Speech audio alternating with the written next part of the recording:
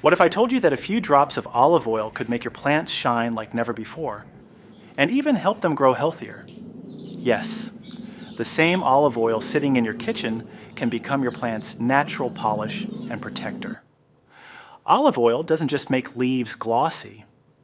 It also works as a gentle shield, keeping dust, pests, and fungal spores away.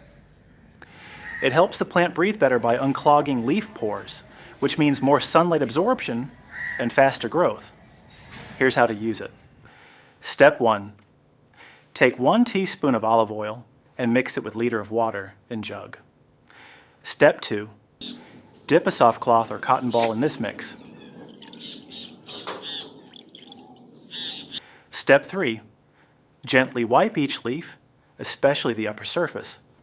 Remember, just a light rub. Don't soak the leaves, or they may block sunlight. In just a few minutes, your plants will look fresh, glossy, and full of life. This simple trick not only makes your plants beautiful, but also keeps pests like aphids and spider mites away naturally.